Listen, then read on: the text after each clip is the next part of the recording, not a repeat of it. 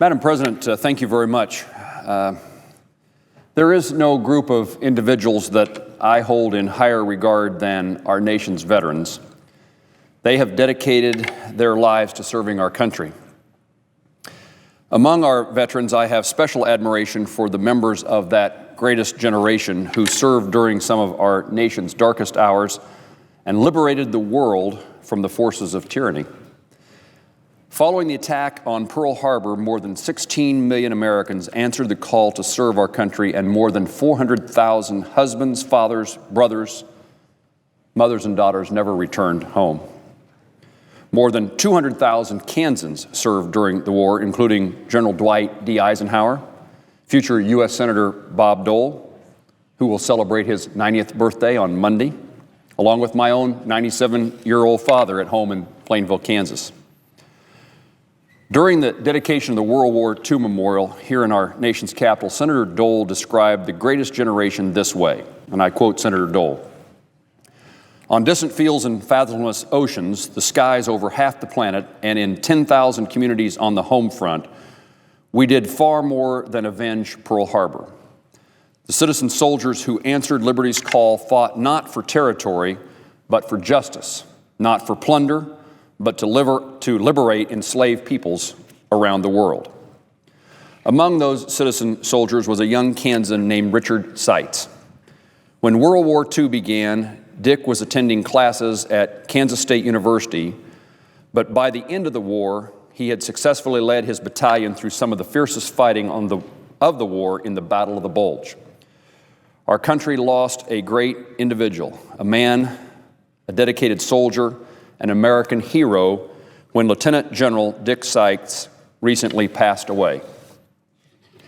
General Seitz was born in 1918 in Leavenworth, Kansas, and at an early age he showed great interest in serving his country in the armed forces. In high school, he was the cadet commander of his school ROTC unit, and he received the American Legion Cup as an outstanding cadet. As a young man, Dick attended Kansas State University, and while a student, he accepted a commission as a second lieutenant in the U.S. Army. While spending a year away from K-State to earn enough money to finish his degree, Dick was called into active duty in 1940. During an infantry course at Fort Benning, Dick witnessed the original parachute test platoon and volunteered to become a paratrooper. He was part of the 6th jump school class ever held by the Army and became one of its first paratroopers.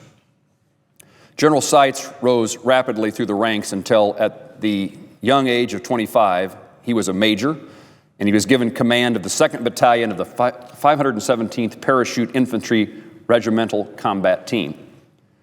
Showing great potential at this young age, Dick was soon promoted to lieutenant colonel.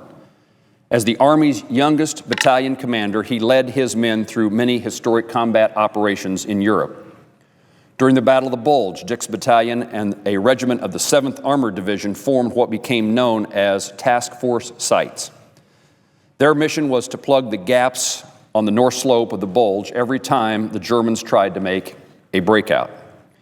During the battle, some of the bloodiest fighting in World War II, Dick's battalion went from 691 men to 380. Years later, when asked about the worst day of his life, Dick quickly identified January 3, 1945, during the Battle of the Bulge, when his unit came under heavy artillery fire and 21 of his men were killed. Before shipping out to Europe, and while still a student at K-State, Dick began dating his first wife, the former Betty Merrill. When Dick was called up for active duty, Betty continued her studies at K-State, graduated in 1942, and joined the Red Cross. In 1945, she was stationed in Holland, where she read that Dick's battalion was heavily engaged in fighting around St. Vith. Determined to see him, she drove by herself from Holland to the front in Belgium and managed to find his battalion. She wasn't allowed to go to the front lines where Dick was, but her trip put them back in touch, and 6 months later, they were married in France with 1 Red Cross bridesmaid and 1,800 paratroopers in attendance. Dick spent the next 33 years by Betty's side before her passing in 1978. Together, they raised 1 son and 3 daughters and traveled the world as Dick continued to serve his country. Among his many command posts were the 2nd Airborne Battle Group, the 503rd Infantry Regiment, and the 82nd Airborne Division, which he led into Detroit and Washington, D.C. in 1967 to quell riots. An airborne historian, Dr. John Duvall, said Dick was, quote, an airborne pioneer and one of the fellows who set the standards for what the airborne was all about. That standard continues to be the standard the paratroopers follow yet today. They have bigger airplanes and more complex weapons, but standards were set by them. We have lost a great soldier in Dick Seitz. During his Army career, which included nearly 37 years of active duty, Dick received numerous awards. Because of his great courage and his heroism during World War II, Dick was awarded the Silver Star, 2 Bronze Stars, and the Purple Heart. Despite his many accomplishments in the military, one friend said, he remained humble and sincere, often embarrassed by any fuss made over him. He was the kind of person you wanted to be. He was always concerned for others above himself. As a soldier and commander, Dick's philosophy was always to take care of his troops. Throughout his career, he served as a mentor to many other soldiers and leaders in the Army. Retired Brigadier General and former senior commander at Fort Riley, Don McWillie, said, Lieutenant General Seitz showed to me and the entire 1st Infantry Division what it is to be a soldier, a statesman, and a gentleman. Very few men come along who can live as all three. Dick Seitz certainly did. I will miss him not only because of our friendship, but because other soldiers will not have the opportunity to learn as I did. Our Army, community, and nation has lost a treasure. In 1975, Dick returned to Kansas upon his military retirement, and 3 years later, his wife, Betty, passed away. In 1980, he married Virginia Crane, and together they spent the next 26 years actively involved in the local community until her passing in 2006. Dick was a mentor of mine, a friend, and someone I greatly respected. He not only served our country, but also his state and his community. Dick settled in Junction City, Kansas following his retirement, but he never really retired from serving. He frequently visited Fort Riley to greet deploying and returning units from Iraq and Afghanistan, no matter the hour, day, or night. He was involved in the Coronado Council of the Boy Scouts and served on the board of the Eisenhower Presidential Library and was named an outstanding citizen of Kansas. Most recently, General Richard J. Seitz Elementary School at Fort Riley was named in his honor in 2012. Dick was well known to the students and staff because he regularly visited the school. During his visits, he would talk with the students about what it meant to be a proud and great American. And his message was always to respect the teachers and be a learner.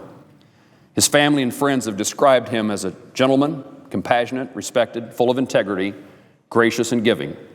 He was truly a remarkable individual. His daughter Patricia said this about her father. He was my role model, an individual who had great wisdom, great sense of humor, always interested in others, always looking for ways to help others succeed. Dick lived each day to its fullest, and his commitment to his fellow man serves as an inspiration. Senator Dole had these words to share about his comrades in arms, and he said this, again quoting Senator Dole, "We were just ordinary Americans who were called on to meet the greatest of challenges. No one knows better than the soldier the futility of war, in many respects the ultimate failure of mankind. Yet there are principles worth fighting for and evils worth fighting against. The defense of those principles summons the greatest qualities of which human beings are capable: courage beyond measure, loyalty beyond words, sacrifice and ingenuity, and endurance beyond imagining." I would say that is a fitting description of my friend, Lieutenant General Richard Seitz. You know, today in the Senate, when we look for role models, when the American people look for something different from Washington than what they usually get, we can look to our military men and women, to our soldiers, to people like General Seitz. Not one individual volunteered or was drafted to serve in the military who did so for the purposes of Republicans or Democrats. They did it because they believed that America was a great place, was worthy of protecting, wanted to take care of their families and its future generations. And Richard Seitz was that kind of servant, something we can learn from this week. I extend my heartfelt sympathies to his 3 daughters, Patricia, Catherine, and Victoria, and to his son, Rick, and the entire Seitz family. I know they loved him deeply and will miss him very much every day.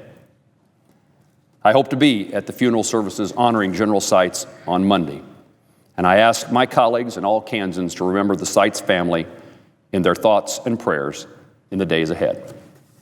Madam President,